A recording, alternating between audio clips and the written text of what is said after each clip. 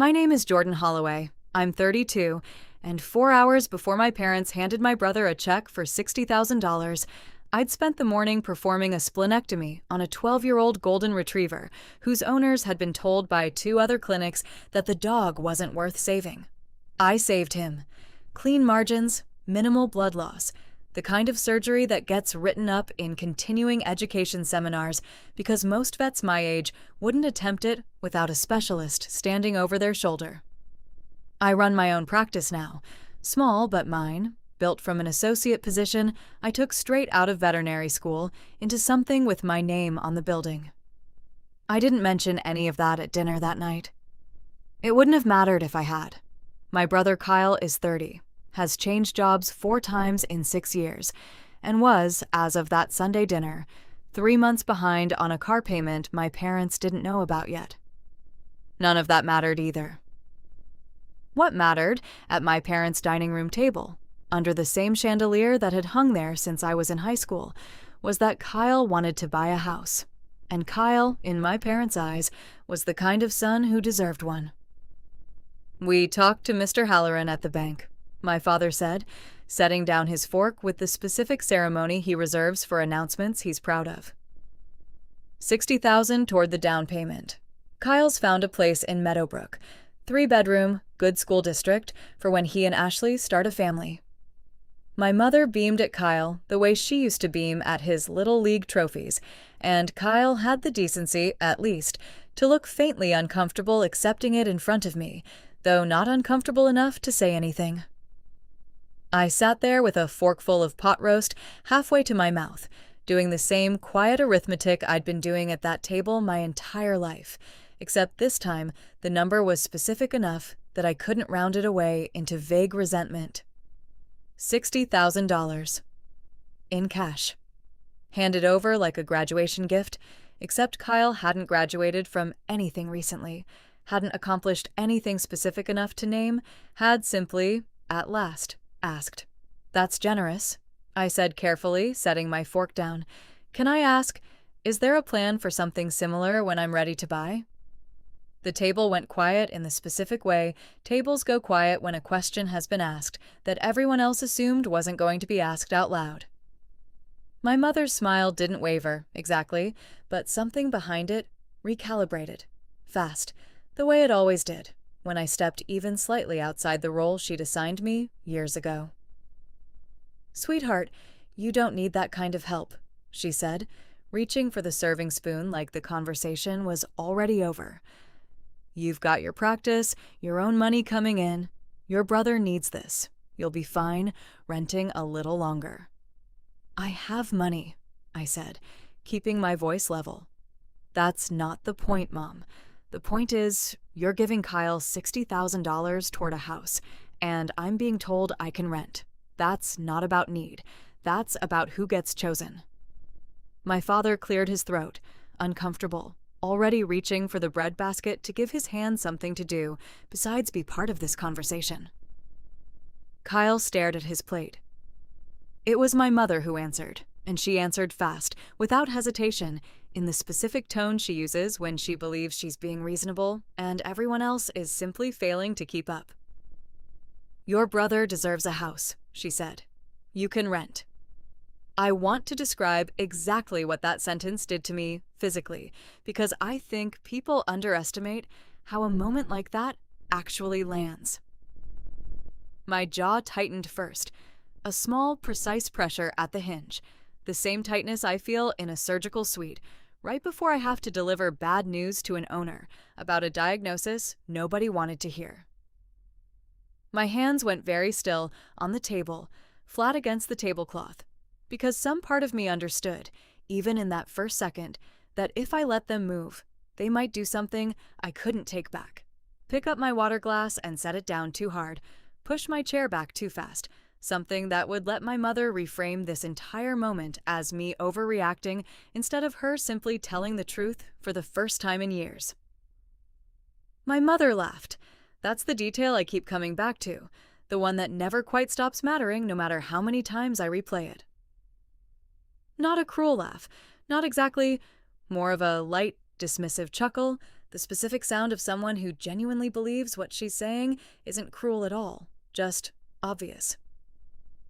"Oh, don't make that face," she said, waving a hand at me. "You've never needed us the way Kyle does. You've always just handled things. Ever since you were little. Kyle needs a push. You've never needed a push."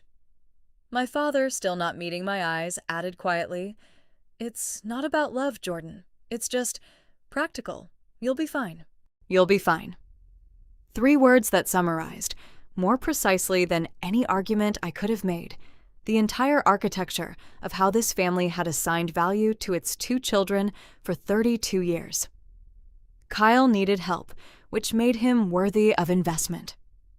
I didn't visibly need help, which made me exempt from receiving any, as if resilience were a debt to be repaid with permanent exclusion, rather than a trait that had cost me years of working 80-hour weeks through vet school without so much as a rent check from anyone at that table. If you've ever heard your own family explain, calmly and without malice, exactly how little you're owed compared to a sibling who's given them nothing but reasons to worry, you already know that specific cold arithmetic doesn't need anyone to raise their voice to leave a mark. Drop a comment if you've had a version of that sentence said to you. I promise this story goes a lot further than one dinner. I didn't argue. I want to be honest about that, because I think the more satisfying version of this story would have me standing up, delivering some perfect, cutting monologue about fairness and favoritism that leaves the whole table speechless. That's not what happened. What happened was quieter, and in some ways stranger. I felt something in my chest go very still and very clear, the exact sensation of watching a diagnosis resolve after a long, uncertain workup, when all the ambiguous symptoms finally organize themselves into a single, undeniable conclusion. "Okay," I said, and picked my fork back up. "Understood." My mother looked faintly pleased, the way she always did when a difficult conversation resolved itself without requiring her to actually reconsider anything. Kyle exhaled, visibly relieved, and mumbled something about how he'd pay them back eventually, a promise I already suspected, watching his face, that nobody at that table actually expected him to keep. I finished my pot roast. I complimented my mother's cooking. I asked Kyle a polite question about Meadowbrook School District, even though neither of us had children, because it was easier to keep the surface of the evening smooth than to let anyone see what was actually happening underneath it. But somewhere between the pot roast and the dessert, my mother served 20 minutes later.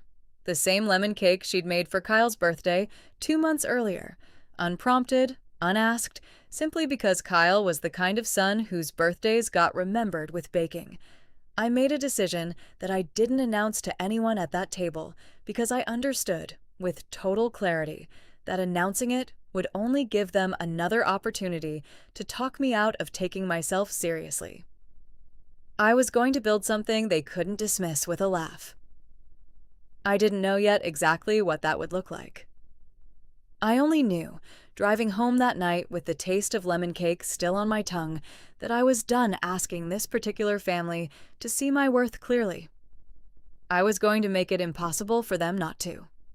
I got home a little after 9, my apartment quiet the way it always was on Sunday nights, the same one-bedroom rental I'd lived in for 6 years, the exact rental my mother had referenced so casually across that dinner table, as if the roof over my head were evidence of a lesser kind of life, rather than a deliberate financial choice I'd made while paying off veterinary school debt and building a practice from nothing.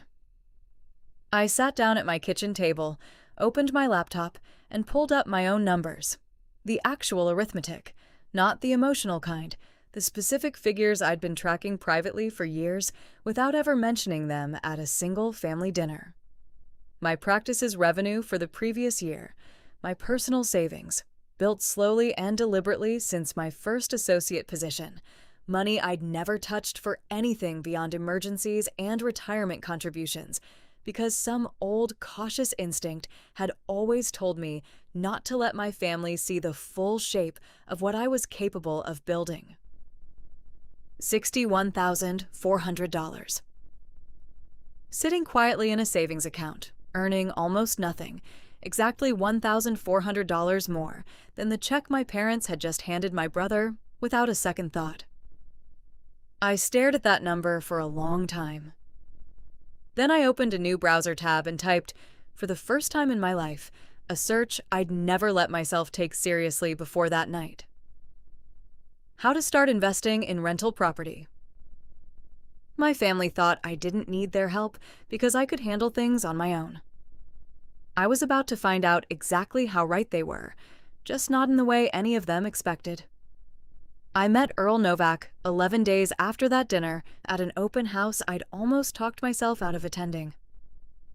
I remember the specific smell of the place before I even saw him. Mildew and old cigarette smoke ground into the carpet, the particular mustiness of a house that had been rented hard for a decade without much love put back into it. A folding table by the front door held a stack of flimsy flyers nobody had bothered to update, listing a price that struck me, even with my limited knowledge at the time, as wildly optimistic given the water stain blooming across the living room ceiling. He was standing in the kitchen, tapping a knuckle against the cabinetry with the specific, unhurried attention of a man checking for water damage nobody else in the room had thought to look for. Late 60s, work boots that had clearly seen actual work, a flannel shirt that made him look more like a retired contractor than the owner of 11 rental properties across 3 counties, which is what he turned out to be. "You're not looking at this one for yourself," he said. Not quite a question, watching me take notes on my phone about square footage and comparable rents in a way that apparently didn't match the body language of a first-time homebuyer. "No," I admitted. "I'm trying to figure out if it makes sense as an investment. I don't really know what I'm doing yet." He looked at me for a long moment, the specific, assessing look of someone deciding whether a stranger is worth his time. "What do you do for a living?" "I'm a veterinarian. I run a small practice." Something in his expression shifted, interested now instead of just polite. "Steady income, then. Good credit, I'd guess, if you've kept a practice running." He gestured at the water-stained ceiling above us. "This place has a bad roof and a worse cellar, but the bones are solid, and the rent in this neighborhood covers a mortgage with room to spare. You want to actually learn how to do this, or you want someone to hold your hand through one deal and then disappear?" "I want to learn," I said, and meant it more than I'd meant almost anything in years. He gave me his number written on the back of one of the flimsy flyers, told me to meet him at his place Saturday morning if I was serious, and walked out without another word, leaving me standing alone in a kitchen that smelled like mildew, holding a torn corner of paper that would end up changing the entire shape of my life.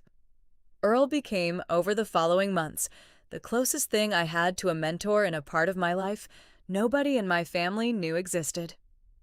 He walked me through cap rates and debt service coverage ratios on his back porch on Saturday mornings, coffee going cold between us while he sketched numbers on the back of old envelopes, his handwriting cramped and slanted, the specific handwriting of a man who'd been doing arithmetic on scrap paper since long before spreadsheets existed.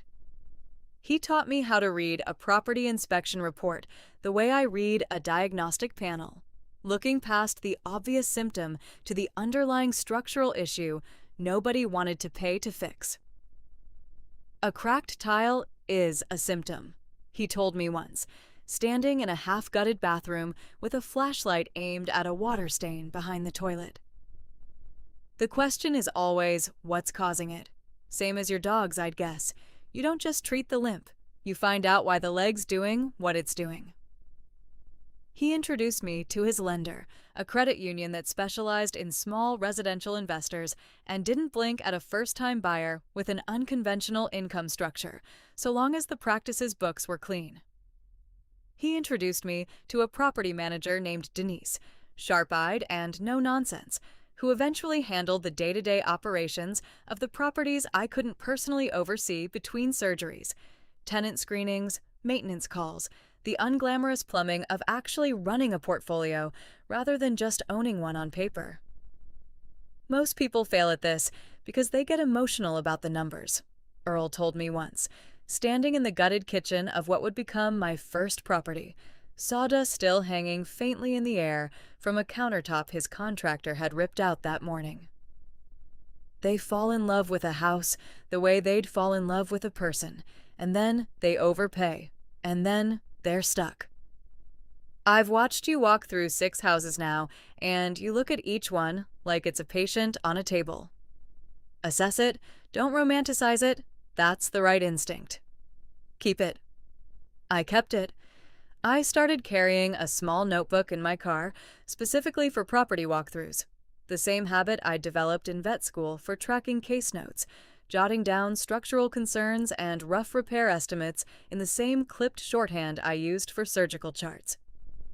Some nights, driving home from a walkthrough with Earl, radio off, the notebook open on the passenger seat, I felt something settle into place that I hadn't expected to feel. Not just confidence, but a specific, quiet joy in learning something difficult from scratch. The same joy I remembered from my first year of veterinary school, before anyone in my family had decided my capability made me exempt from their attention. I closed on my first property 4 months after that Sunday dinner, a modest 2-bedroom bungalow 11 minutes from my clinic, purchased with a conventional loan and a down payment pulled from the $61,400 I'd been quietly sitting on for years. I remember standing in the empty living room after the closing, the specific smell of old carpet and fresh paint fumes from the previous owner's last-minute touch-up, running my hand along a doorframe that was now, legally, mine, and feeling something settle into place in my chest that had nothing to do with my family at all. The simple, uncomplicated satisfaction of building something entirely on my own terms. I didn't tell anyone. Not my parents, not Kyle, not even close friends outside the small circle of Earl, Denise, and my own accountant. I want to be honest about why, because I think it matters more than any single triumphant moment. I wasn't hiding it out of shame. I was hiding it because I understood, with a clarity that surprised me, that the moment my family found out, they would immediately try to fold it back into the same story they'd always told about me. Jordan's fine. Jordan doesn't need anything. Look how well she's doing, see? We were right not to worry about her. I wasn't ready to hand them that satisfaction yet. I wanted this to be mine, uncomplicated by their narration, for as long as I could manage it. If you've ever built something quietly, specifically because you knew the people closest to you would try to take credit for your resilience instead of acknowledging what they'd failed to give you, you already understand exactly why some victories need to stay private for a while. Drop a comment if you've ever protected something good from people who didn't deserve to witness it yet. The next 18 months moved in 2 tracks that rarely touched. Track 1 was the practice, surgeries, emergency calls, the steady, demanding rhythm of a job I loved even on the days it exhausted me completely. I performed a cruciate ligament repair on a working dog that went back to herding cattle 6 weeks later, the owner sending me a photo afterward of the dog, mid-sprint across a pasture, ears back, fully recovered. I diagnosed a rare autoimmune condition in a show cat that 3 other vets had misread as a simple skin allergy, and the owner cried in my exam room. Relieved, the way people cry when someone finally takes their concerns seriously instead of dismissing the symptoms as something minor. I stayed late more nights than I could count. The smell of antiseptic and the low hum of the recovery ward's fluorescent lights becoming as familiar to me as my own apartment. That was my public life, the version of me my family occasionally asked about at dinners, in the same polite, disinterested tone they'd use asking a stranger about their weather. Track 2 was quieter, and it accelerated faster than I expected. My second property, a small 4-plex. Earl helped me talk down to a price that made the numbers work cleanly, closed 9 months after the first. I spent my Saturday mornings that spring learning to read leases instead of sleeping in, spent evenings on calls with contractors about a water heater replacement instead of watching television, sat cross-legged on my apartment floor some nights surrounded by insurance quotes and property tax printouts, a mug of tea going cold beside me while I cross-referenced numbers until they made sense. I developed a specific, private fluency in property tax assessments and insurance writers that felt, in its own strange way, as satisfying to master as anything I'd learned in veterinary school. The same deep, methodical pleasure of understanding a system completely, from the ground up, instead of just operating on the surface of it. By the 14-month mark, I owned 3 properties. By month 17, I'd closed on a 4th, a small commercial unit near downtown that Earl had flagged as underpriced, currently leased to a coffee shop with a 5-year tenant history and rent that had never once been late. I remember standing outside that building the morning the closing documents cleared, watching the coffee shop's morning regulars filter in and out through a door that was now, legally, mine to be responsible for, and feeling a specific, quiet disbelief settle over me. The recognition that somewhere, in the last 17 months, without announcing it to a single person who'd once told me I could handle things on my own, I'd actually gone and proven them right in a way none of them could have anticipated. I sat down that spring with my accountant, a careful, meticulous woman named Priya, who'd been managing my practice's books for years, and had, over the last 18 months, quietly become the only other person who fully understood the shape of what I'd built. She ran the full picture for me on a spreadsheet: practice income, rental income, equity across 4 properties, projected growth over the next 5 years if I kept reinvesting at the same pace. "Jordan," she said, turning the laptop toward me, "do you understand that you're sitting on nearly $1 million in real estate equity at 33? I looked at the number for a long moment, feeling something in my chest that wasn't quite pride and wasn't quite vindication. Something quieter and steadier than either. The specific, settled satisfaction of watching a diagnosis finally confirmed after months of careful, methodical testing. "I understand it now," I said. I didn't call my parents with the news. I didn't post anything, didn't mention it at the next family dinner I attended 3 weeks later, sitting across from Kyle while my mother asked him, for the 4th time that spring, how the new house was working out. And he answered, a little too quickly, that it was great, really great, in a tone that made something in my accountant's brain flag it automatically as evasive, even before I had any hard evidence to explain why. I watched him more closely than I usually bothered to that particular dinner. His fork moved food around his plate more than it actually delivered any to his mouth. He checked his phone twice under the table, quick, furtive glances, and each time his jaw tightened slightly before he put it back in his pocket. When my father asked, casually, whether he and Ashley had started looking into a second car since the commute to Meadowbrook was longer than his old apartment, Kyle's answer came out clipped, almost defensive, something about figuring that out later, delivered in a tone that didn't match a man 3 months into owning his first home and feeling good about it. My mother, predictably, didn't notice any of it. She was too busy describing, in detail, the new curtains she'd helped Kyle and Ashley pick out for the living room, a project she recounted with the specific pride of a woman watching her investment pay emotional dividends, oblivious to the tightness around her son's eyes the entire time she talked. I didn't know yet exactly what was happening on Kyle's side of the ledger. I only knew, watching him shift in his seat while my mother beamed at him across the table, that the specific, careful arithmetic I'd been running privately for 18 months was about to collide with something on his side of the family equation that none of us had accounted for yet. I finished my dinner. I complimented the pot roast, the same recipe, the same table, the same chandelier that had hung there since I was in high school. And I drove home that night thinking, not for the first time, about how strange it was to sit at a table with people who had no idea they were looking at the most financially secure person in the room, and how much stranger it was going to get once they finally found out. The call came on a Tuesday, in the middle of a dental cleaning on a 12-year-old dachshund. My tech holding my phone up with an apologetic shrug, because the caller ID said Mom, and it had rung 4 times in a row, which never happened. The dachshund lay under light sedation on the table beside me, the steady beep of the pulse monitor the only sound in the room. Besides my own breathing, the smell of antiseptic and the faint metallic tang of the ultrasonic scaler still hanging in the air. I stepped out of the surgical suite, gloves still on, and answered with my elbow, phone wedged against my shoulder. "Mom, I'm mid-procedure. Is everything okay?" "Kyle's in trouble," she said, and her voice had a texture I'd never heard from her before.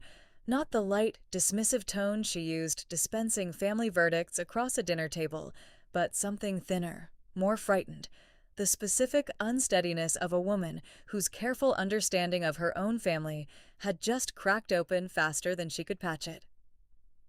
"The bank is talking about foreclosure, Jordan. He's 4 months behind. He didn't tell us until the letters started coming to the house because he changed the mailing address and forgot to update it."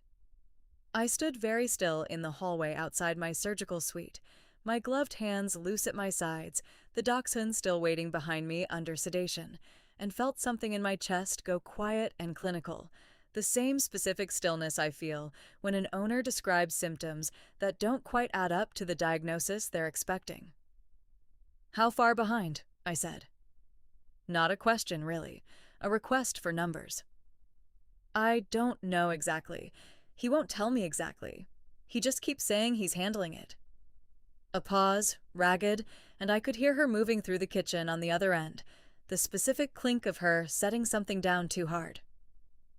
"Jordan, I need you to talk to him. He listens to you more than he listens to us."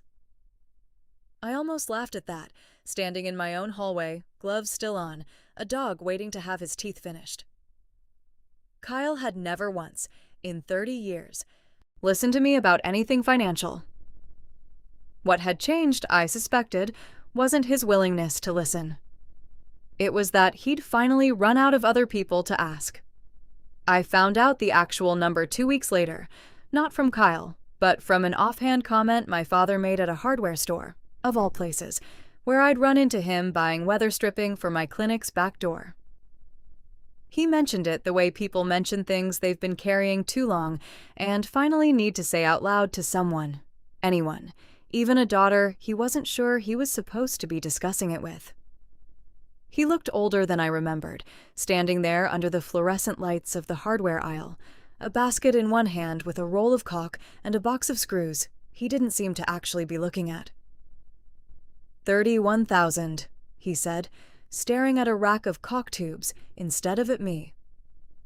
That's what he's behind, once you count the missed payments and the penalties and what he owes on the credit cards he took out to cover the gap. Your mother doesn't know it's that bad yet. I don't know how to tell her. How did it get this far without either of you noticing? I asked, keeping my voice gentle, genuinely curious rather than accusatory. My father was quiet for a moment, turning a caulk tube over in his hands like the answer might be printed somewhere on the label. He kept saying he had it handled. Every time we asked.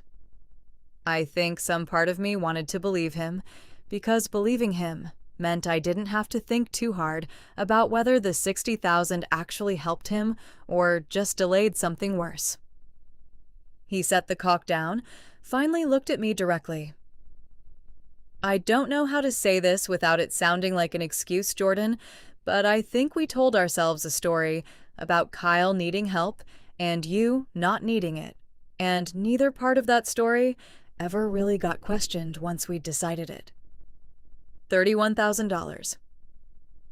Less than the $60,000 my parents had handed him 3 years earlier, and somehow, impossibly, still enough to sink him completely because the $60,000 had never actually built him a foundation. It had just delayed, by a few years, the exact reckoning that comes for anyone who's never had to learn how money actually works. I did the arithmetic standing in that hardware store aisle, surrounded by caulk and weather stripping and the low hum of the store's overhead lighting. And it wasn't the kind of arithmetic that made me feel triumphant. It was quieter than that, and colder. I thought about my own $61,400 sitting untouched in a savings account 3 years earlier, treated by my family as evidence that I didn't need anything. I thought about the 4 properties that same money had since become, worth, by Priya's last estimate, nearly $1 million in combined equity. I thought about Kyle's $60,000, handed over with a laugh and a lemon cake, evaporated now into missed payments and credit card penalties, and a house that was, according to my father's careful, worried voice, 1 more missed month away from foreclosure. "He's going to lose the house," I said. Not really a question. My father nodded, still not looking at me. "Unless something changes." If you've ever watched The Sibling, your family invested everything in Slowly Come Apart, while the sibling they dismissed quietly built something solid. You already know there's no satisfaction in it, the way you might expect. Just a strange, heavy kind of clarity. Drop a comment if you've ever watched that specific reversal happen in your own family. This story's about to get to the part where mine finally noticed.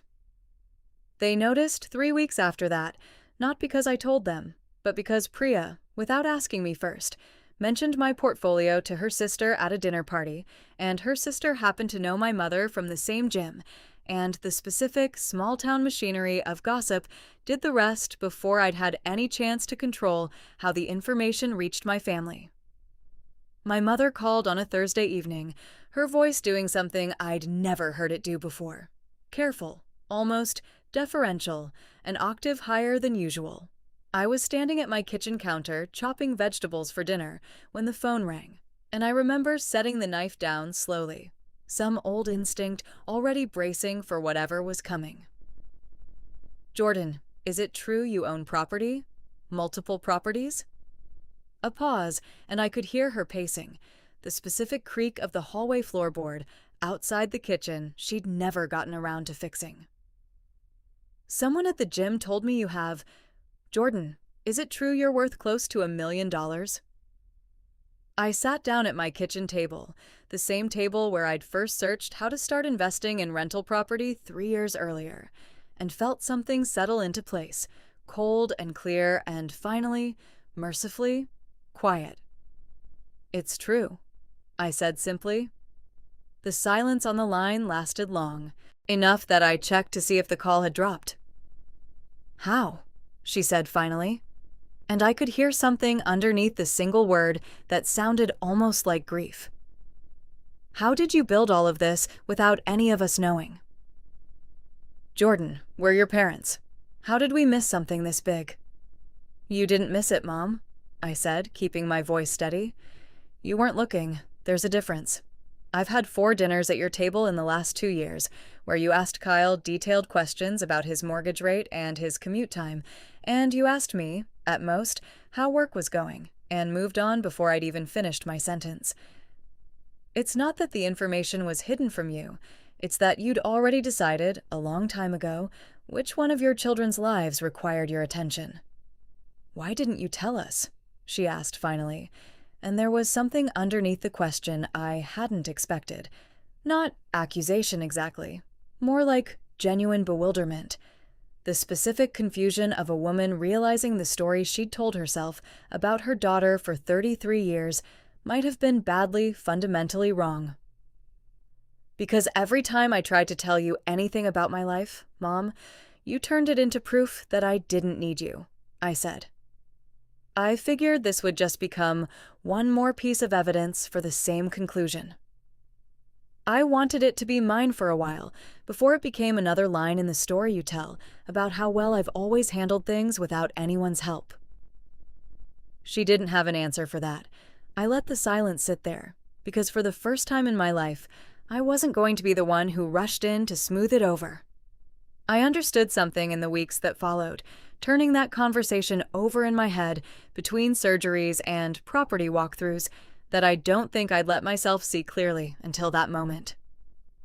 I had spent 32 years being treated by two people who loved me in their own limited way, as a fixed point rather than a person, reliable, self-sufficient, permanently exempt from the kind of care and investment they extended freely to Kyle, not because I'd asked to be exempt, but because my competence had simply been convenient for them.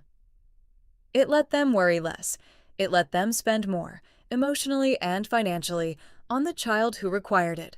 And it had cost me, over 3 decades, every ounce of the specific tenderness parents are supposed to extend toward all their children equally, replaced instead with a quiet, unspoken expectation that I would always simply handle things, indefinitely, without anyone needing to check whether that was fair to ask of me.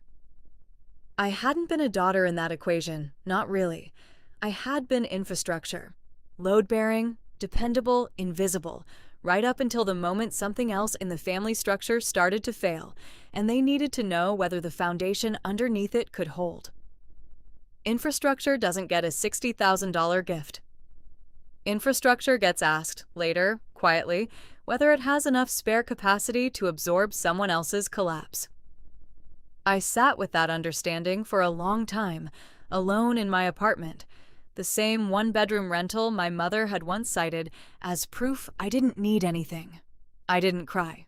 What I felt instead was something steadier than grief.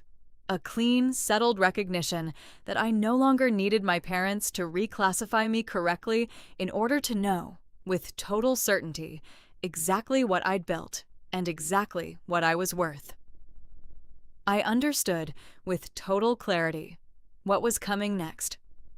And I understood, sitting there, that I already knew what my answer was going to be.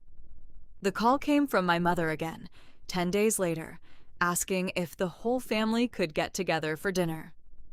Just to talk, she said, her voice carrying the same careful, rehearsed quality it had the night she'd first found out about the properties.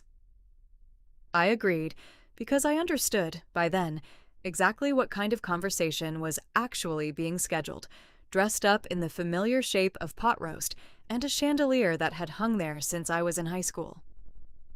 I drove to my parents' house that Sunday with a folder in my passenger seat. Not evidence in the accusatory sense, nothing meant to humiliate anyone. Just clarity.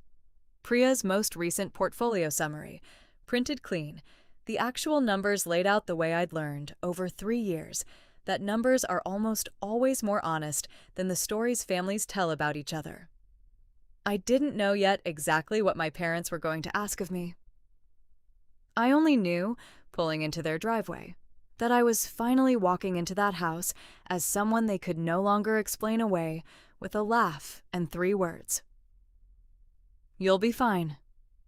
I was, just not in the way any of them had assumed. The dinner table looked exactly the way it always had. The same pot roast, the same chandelier, the same seating arrangement we'd fallen into by habit since I was in high school, the same faint smell of rosemary and browned butter drifting in from the kitchen. But something underneath it had shifted so completely that even the familiar smell of my mother's cooking felt like it belonged to a different, older version of this family. One that no longer quite matched the people sitting around the table. Kyle looked thinner than I remembered, hollowed out in a way that had nothing to do with weight, and everything to do with the specific exhaustion of a man who'd spent months trying to outrun a number that kept catching up to him anyway. There were faint shadows under his eyes, the kind that come from too many nights spent staring at bank statements instead of sleeping. He barely met my eyes when I sat down, and Ashley, seated beside him, kept her hands folded tightly in her lap the entire meal, the posture of someone bracing for a conversation she'd clearly already had privately, more than once, in the weeks leading up to this dinner.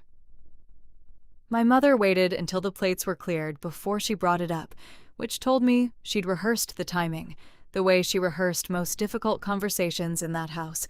Never at the start of a meal, when appetite might sour, always after, when everyone was full and softer and less likely to say no outright. We wanted to talk to you about Kyle's situation, she said, folding her hands on the table in front of her. The bank has given him until the end of the month before foreclosure proceedings start. Your father and I don't have that kind of money anymore, not after the last time. But you—" She stopped, recalibrated, tried again. "We were hoping you might consider co-signing a refinance. With your credit, your income, the bank would approve it in a heartbeat. It would just be your name on the paperwork alongside his. A formality, really." I looked at the folder sitting beside my plate, the one I'd carried in from the car. Priya's portfolio summary, clean and precise, numbers that told the actual, undeniable shape of what I'd built over 3 careful years. I hadn't planned to use it as a prop for a confrontation. I'd brought it, I realize now, because some part of me had wanted my parents to finally see the whole picture clearly, all at once, before this conversation happened rather than during it. "Jordan," my father added quieter, "you'd basically just be putting your name on it. Your credit's strong enough that it barely puts you at risk." "Barely," I repeated, "but not zero." If you've ever sat at a table and realized the people asking for your help have never once asked what it might cost you, only what it might cost them if you said no, you already know exactly the kind of quiet, cold clarity that moment brings. Drop a comment if you've ever been in that exact seat. What happens next is the part I think about most. I felt the pull of it before I could stop myself feeling it. The specific, old, familiar ache of finally being asked to matter to this family in a concrete way, finally being handed the one thing I'd wanted since I was small enough to still believe wanting it was reasonable. For one long, suspended moment, sitting at that table with my parents watching me, hopeful in a way I'd rarely seen them look at me directly, I understood exactly how easy it would be to say yes.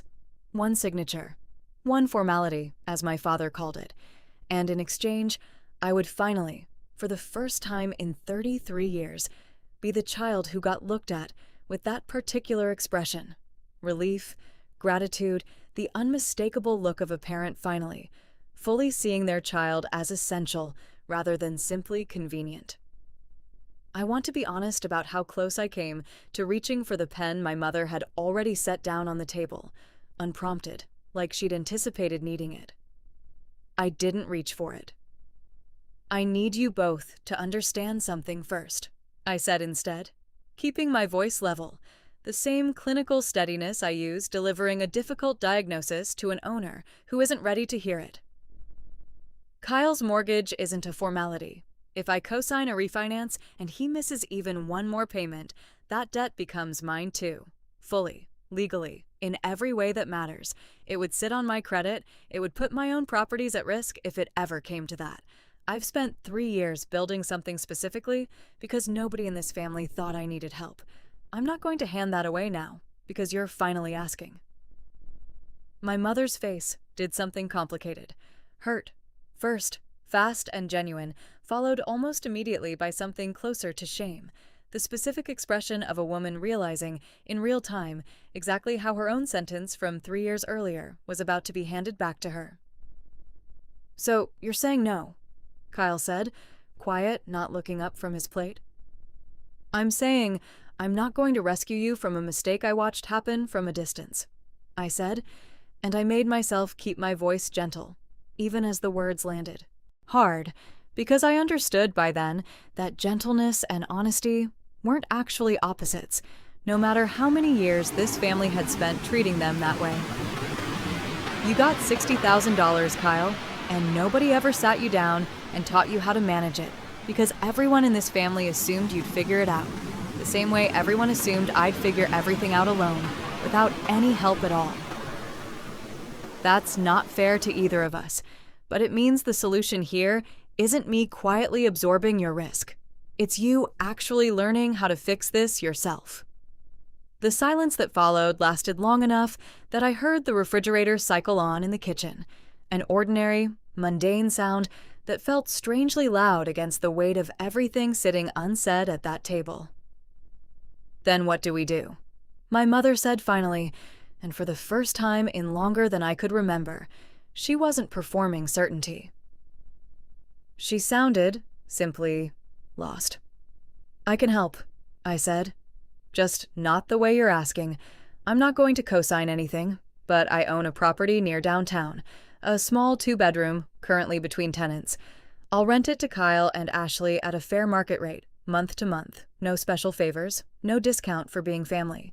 It buys him time to sell the Meadowbrook house before the foreclosure actually hits his credit permanently, instead of after, and I'll sit down with him myself, once a month if he wants it, and actually walk him through a real budget.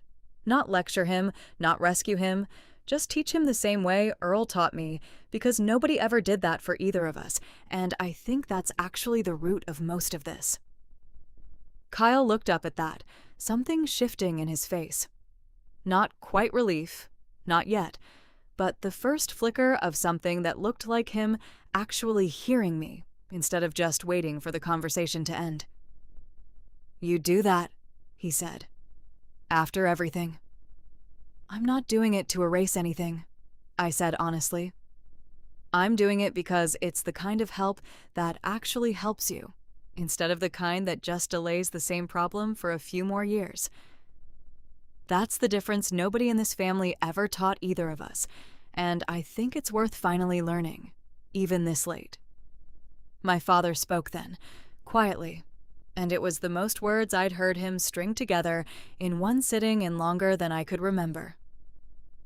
"I'm sorry, Jordan," he said, "for the whole thing. Not just this conversation. The house money, the way we talked about you, like your independence meant you didn't need anything from us. I don't think we ever meant it as cruelly as it landed. That doesn't make it right." "It doesn't," I agreed. "But I believe you." My mother didn't say much else that night.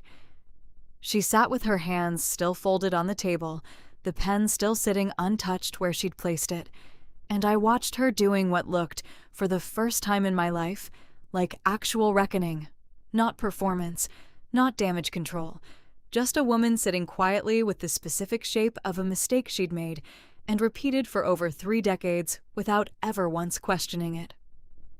Sometimes the strongest response to years of being underestimated isn't a dramatic reversal. It's simply refusing to let the people who underestimated you decide what happens next. If this ending felt like the right kind of justice to you, drop a comment.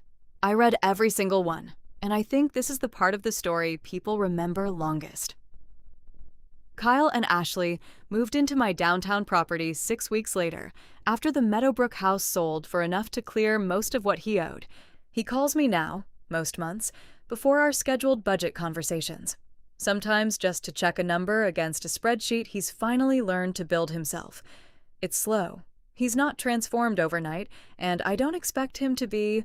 Old habits, especially ones a family spent 30 years reinforcing, don't dissolve in a single dinner conversation.